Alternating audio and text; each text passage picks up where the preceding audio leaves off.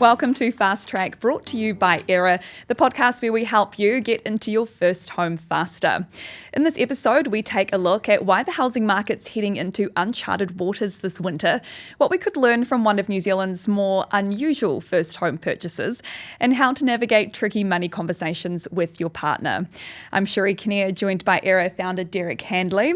Derek, the housing market's in a rather unusual spot as we head into the colder months. What do you make about the current state of the housing market? I think there's a reflection of a continued uncertainty in New Zealand and not a deep level of confidence, just in overall economic concerns, but also the global concerns. So you've kind of got that in the backdrop with the positives of, wow, the interest rates are really starting to come down after a really painful few years, and the positives of house prices being more affordable than they have been for a long time. So you've kind of got this mix of your head tells you, wow, this is a perfect time and an excellent time to buy something, and then your gut's thinking, oh, what's going on in the world? And so people are conflicted, or it might be the other way around, depending on how they're wired. Mm. And I think there's a bit of conflicted sense that where you kind of know intellectually everything makes sense to buy something right now. But when you read the news and you're looking at headlines, you're like, what's going on in the world? And is there something I should be more fearful of? When we look at prices and how many properties are on the market at the moment as well, with interest rates going down, is it just like a weird collection of we're not normally seeing all these things happen, particularly at this sort of time of year heading into winter too? I'm not sure if it's a seasonal thing. It's more still we are still in a hangover from this extraordinary COVID environment, which created this giant housing boom and this huge whiplash in the economy with the interest rates being dropped to almost zero and then spiked all the way up to, 6s and 7s for too long, which has left New Zealand hanging over for much, much longer than everyone else. So we're this weird, orphan child in the global economy that's still finding its way out of the post-COVID environment. And that has a massive impact on everyone's psyche and everyone's, appetite for doing things like buying a home. But this last few months, I think we've seen more and more of the light at the end of the tunnel. And I think there are green shoots of confidence, which is really a key part, which moves investors to buy, which then puts pressure on the market, which then gets first home buyers to start thinking, shit, if I don't do something now, I'm going to miss out again. And those are the dominoes that I think will start to fall in 2025, if not already. We'll start to see that cycle again where we almost get to a point of, would we call it FOMO? People start when the market's warmer and hotter, there's always going to be some sense of FOMO. I think everyone in New Zealand hopes we never get back to that state that we were in COVID, which was outrageous and bad just for everyone's psyche. But hopefully to a nice equilibrium where people realize, well, if you want a property, you should buy it because in a month or two it might not be there anymore. And that's a healthy thing because then people build properties and they get sold and people buy them and they move in and they live in them. And you don't want people not able to buy stuff because it's moving too quickly. And you don't want developers having to build stuff that sits on the lot for, a year. So I think everyone wants the place that's like an equilibrium that has got enough pressure in it. Do you think we're at a point at all though where we need to start revising predictions for the housing market this year? I think everyone's kind of done that. They were starting at 7s, 9s, and now everyone's settling around 4, 5, 6. A few banks changed their predictions. A few banks brought them back, given some of the global stuff, given how long it's taken for the market to recover. But I think everyone's on the same page now that it's okay, it's steadily moving up. Maybe it's 0.5% a month or something like that. This next story I absolutely love. Yeah. I hope you've been able to see the photos for these, and we'll have to chuck some of the pics up on our social. But a Kiwi first-time buyer bought what is being described as a unique home this month. It definitely is unique, to say the least. For $365,000, a 3-bedroom house in Runanga, I hope I'm saying that correctly, features a turret and a dome. Did you see the pictures of this house? It's sort of got like a dome. For people who have been able to see it, it's like the back of the house is a dome-shaped house, which is rather interesting. And it's almost connected to the front with a turret and it looks sort of it's very quirky, interesting. to say the least. Yeah, describing it, you'd think it's a very kind of old, it's actually kind of modern, Very interesting. It was built by late owner Jack Ewan, who was a coal miner and amateur historian. So maybe that's where the design elements come into play. The buyer is said to be a returning local origin from the area and has been looking to get on the ladder for quite some time. And Runanga is one of New Zealand's cheapest towns with an average property value of $325,000. So the reason I wanted to bring this story up in particular is I think we can learn a lot. Like first home buyers can look at this and go, this is a really good example of the needs over wants. Like I'm sure, I mean, we don't know, the buyer might be really quirky and love this kind of thing, but it might not necessarily be something that they thought they'd ever buy or be the style that they want their forever home to look like. But they've obviously seen an opportunity and gone, I want to get on the ladder for a very good price and start building equity and then move up, later on. So I guess what are those kind of key things for first home buyers when they are looking at their first home that we can kind of learn from? I think the most interesting probably for most listeners would be that you can buy a house in New Zealand for 300 and something thousand. Yeah, exactly. Right. And we... It's got to move to Runanga. Maybe. We, on our social channels now, almost every day we get people inquiring about their personal situation, and often it's in different parts of the country. And often the prices of the houses they're trying to buy are in the like 4s or low 5s, and numbers that I think the average, city dweller would think is not possible. So there are lots of people buying their first homes in different parts of New Zealand for much less than what, people living in Auckland and Wellington and Christchurch think, I can't get into a home for less than $1 million or whatever. So it just underscores the fact that there is this whole big, wide world in New Zealand of people who are actually working towards a slightly different type of goal, and it's eminently achievable, And it's not that it's just outside of the big cities. It's obviously most of New Zealand geographically is not the big cities, and there are plenty of opportunities to buy something that's much more affordable if you open your mind up to where you might want to live. So that's one of the key considerations that a lot of people, if they really value having a home for their family and being in a community and all that kind of thing, thinking much more broadly about where you might want to live, which is kind of what's happening in this scenario, could really short circuit what your timeline to get into a first home is. Because you think it's also an element of looking at priorities and going, say, you're living in Auckland, but if you want to stay in like a city or your work, you could probably move to a place like Christchurch already a lot cheaper, or you could move to those smaller towns if, flexible work, or see what you could do to change some elements of your lifestyle for kind of the long-term gain. Do you think that that's something really important for people to go, do I actually really want a house? And like, what could I look at changing in my lifestyle to accommodate that? Exactly. Yeah, and it doesn't have to be the long-term thing. It is, I mean, the kind of one, the example you gave is quite dramatic in terms of the example, right? In terms of where you'd move to and that kind of thing. One of the regions in New Zealand that has consistently been having a boom in house prices, doesn't talk about very much at the moment, but I think they had 10% growth last year, is the West Coast. And so towns like Greymouth and others on the West Coast, like there are lots of people buying homes and the prices are going up. People have decided they want to live there for some reason. And I think you can get in there 400, 450, 500. It's interesting. I think most New Zealanders would not want to do that. But those are options available to everybody. And it doesn't have to be the West Coast. It could be any part of New Zealand. When you look hard, there are things that you could start with that are much lower than what you would expect if you were in the city. And I think there's other elements too, outside of just the lifestyle stuff, like the actual house itself. I recall a page in the book, Aera's book, The Fastest Way to Your First Home, quick plug, which should be available now. And there's a page that says, think about what you want in a house. Yeah. And then it kind of prompts you to go, okay, like I'd want this or that, or like a garden or whatever. And then it says, now just forget everything. Like, what do you actually need? Like, you need a roof and, somewhere to sleep and a shower and, just the essentials really. How important do you think it is for people to actually start realizing that all those little things that you might want ideally in your home, to actually realize like, that's not the goal right now for the first home. Like, do what you can to get into a house, and then that can be, later down the track. We have a quiz that we get people as they're getting closer to the finish line to take, which basically forces them to rank their needs versus wants, and it essentially boxes them into a corner, which is either you want more space and you want more of how you think of a traditional home, or you want to be close to things, because that's what it all kind of comes down to, because that's how the price changes, right? If you are in a city and you want to be close to everything, the price goes up dramatically. If you're willing to be further and further and further out, then you can get more and more and more for your money from a space perspective, which is all linked to your kind of lifestyle. So it does come down to like needs versus wants in the sense of what is most important for you at this life stage. And getting on that first home, meaning it's not the forever home, means you have to decide what things you're willing to sacrifice for now so you can get in now versus, not being able to get in at all. And if you're willing to live in a dome and Exactly.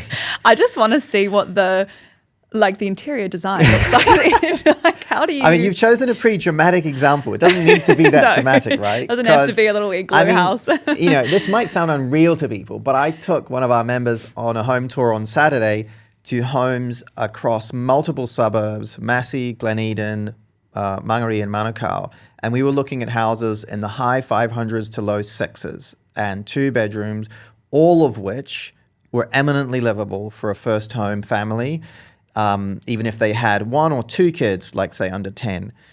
And, on our socials, we also get a lot of feedback and comments from kind of, I don't know how you describe them, but people that are like griping, like I would never live in a shoebox, etc.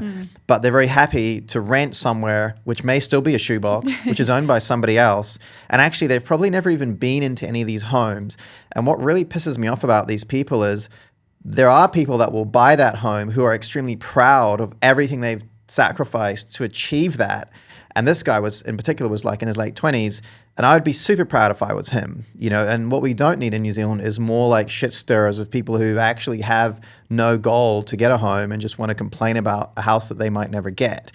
And so even in Auckland, you don't have to go down to 500 and something to buy a house in Auckland. Sounds outrageous. Like, wow, how's that even possible? Well, I can tell you because I went to see 3 of them on Saturday. And if I was a young mid-20s, late 20s guy, I would be happy to buy them. Mm-hmm. So the gulf between having to go to a dome-based turret house and what's available in Auckland, it's actually only like 100, 150K, like if you want to buy a home. It's really about what your goal is and how willing you are to commit to it, Absolutely. And speaking of goals, moving into our next segment, I want to talk about setting goals with your partner and those sort of tricky money conversations that you need to have when it comes to buying a home. Most people, generally speaking, will buy a home with their partner, husband or wife, whatever down the track. Some people do it with a family member or a friend, which I guess still valid conversations to have. But a lot of the times what we see in like a romantic partnership is a lot of couples try to avoid those crucial conversations because they can be kind of uncomfortable. And talking about money can feel intimidating, especially I think if you realize that you've got different perspectives on money. Like one person might be an avid saver and someone who's grown up with really good money habits. The other person likes to spend their money and have a bit more fun and trying to find the right balance between that so that both people can kind of feel like they're getting what they need out of that. And why it's really important, obviously, to align your home buying goals too, to make sure that you have the same goal and you really clearly can say like this is where we want to get to and why it's important for us to get to that. So I guess to start off with, what's the best way I guess that people can approach these conversations in a relationship that they don't have to be conversations that are too hard or cause conflict? Is there a way that we can do this that I don't know, because I think it's almost certain that there's going to be conflict. Yeah. Because of the way each person is brought up differently, and because of the earning powers are almost certainly likely to be different. The savings patterns may be different. And so it's rare that you've got a situation where 2 couples come in and they're kind of on equal standing on all levels. They earn the same, they've saved the same, and they've been grown up the same, and all their habits the same. So there's always going to be tension between how they view money. So I read definitely, like when I was researching this topic, it's like conflict is not something you can avoid. It's having to go into it and understanding that you have to somehow kind of bridge, right? So conflict's not always a bad thing. No, it's not a bad thing. You can grow through that. Yeah. It's the contempt that's a bad thing. It's judging people is a bad thing. It's judging someone's terrible spending habits or judging someone's inability to have fun and let loose and just splash out.